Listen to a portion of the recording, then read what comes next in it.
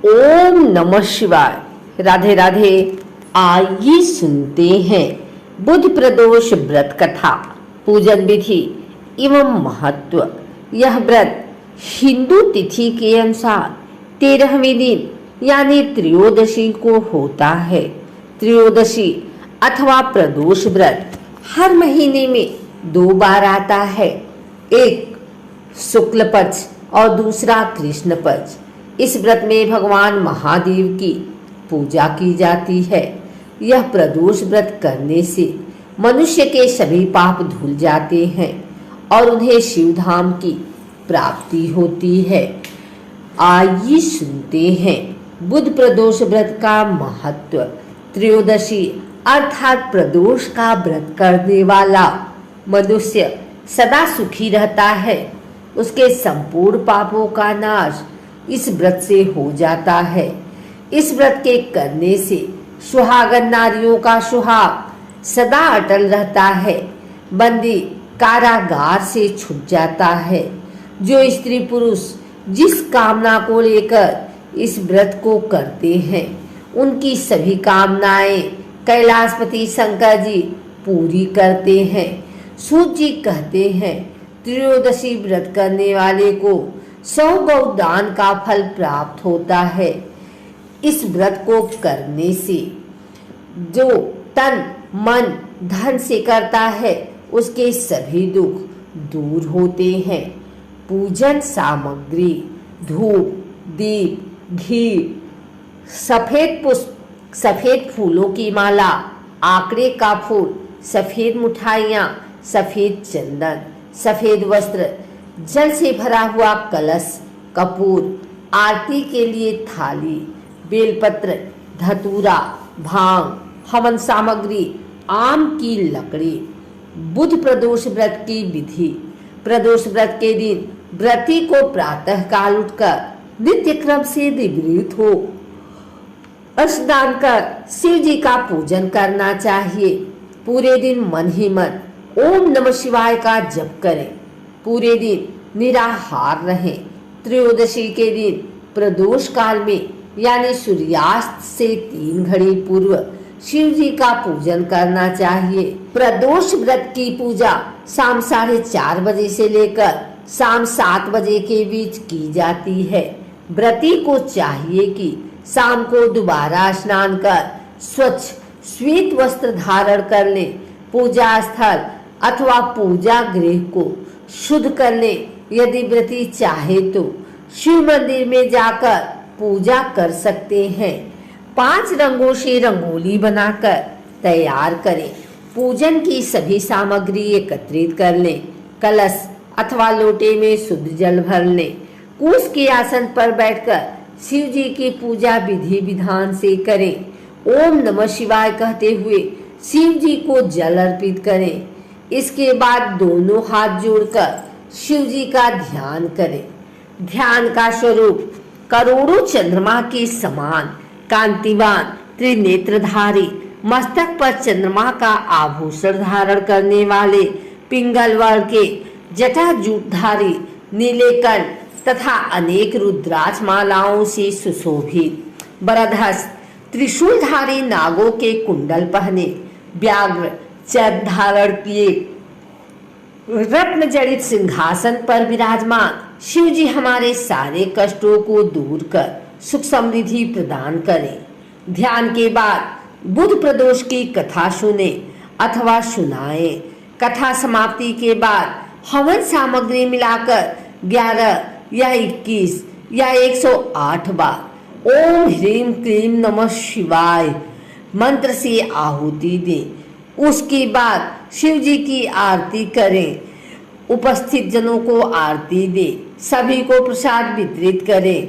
उसके बाद भोजन करें। भोजन में केवल मीठी सामग्रियों का उपयोग करें। आइए सुनते हैं बुध प्रदोष व्रत कथा। इस व्रत के करने से सुहागन नारियों का सुहाग सदा अटल रहता है। बंदी कारागार से छूट जाता है।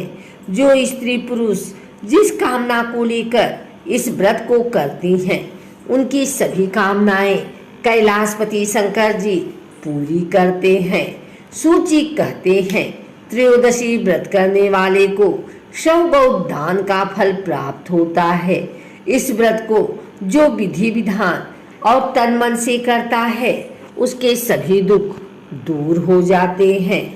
बहुत पुरानी बात है, एक पुरुष का नया नया विवाह हुआ था। वह गौने के बाद पत्नी को लेने अपने ससुराल पहुंचा और उसने सास से कहा कि वह बुधवार के दिन ही अपनी पत्नी को लेकर जाएगा। उस पुरुष के सास ससुर साले सालियों ने समझाया कि बुधवार को पत्नी को विदा कराकर ले जाना शुभ नहीं है, लेकिन वह पुरुष नहीं माना। विवश होकर सास ससुर ने अपनी जमाई और पुत्री को भारी मन से विदा किया। पति पत्नी बैलगाड़ी में चले जा रहे थे। एक नगर के बाहर निकलते ही पत्नी को प्यास लगी। पति लोटा लेकर पत्नी के लिए पानी लेने गया।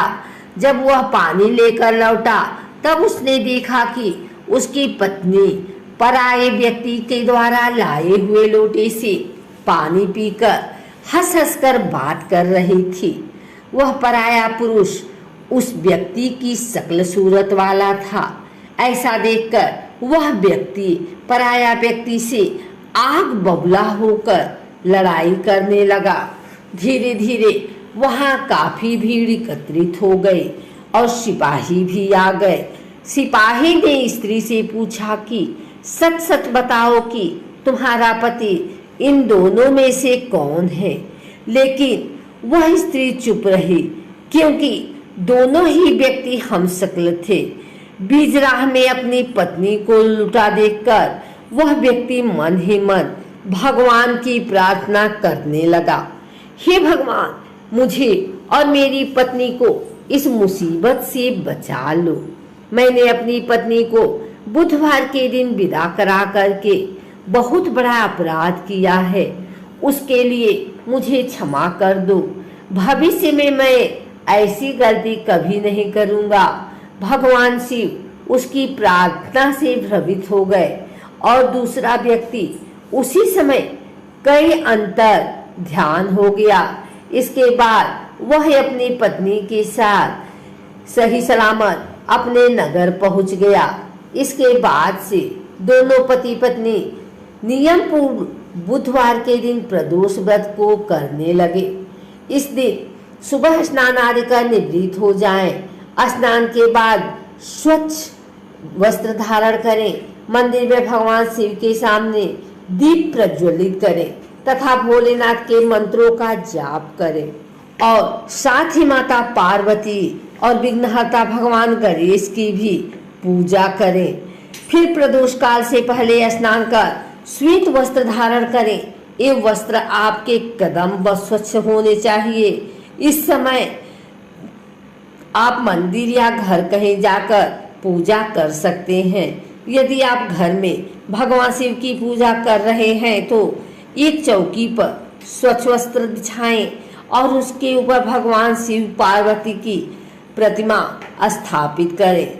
विघ्नहर्ता भगवान गणेश की मूर्ति स्थापित करें। ध्यान रहे कि पूजा के समय चौकी पर शिवलिंग जरूर स्थापित करें। अगर आपको हमारी वीडियो अच्छी लगी हो तो इसे लाइक करें, कमेंट करें, शेयर करें। हमारे चैनल को सब्सक्राइब करके बेल नोटिफिकेशन ऑल पर सेट कर लें ताकि आगे आने वाली वीडियो सबसे पहले आप तक पहुंच सके। धन्यवाद।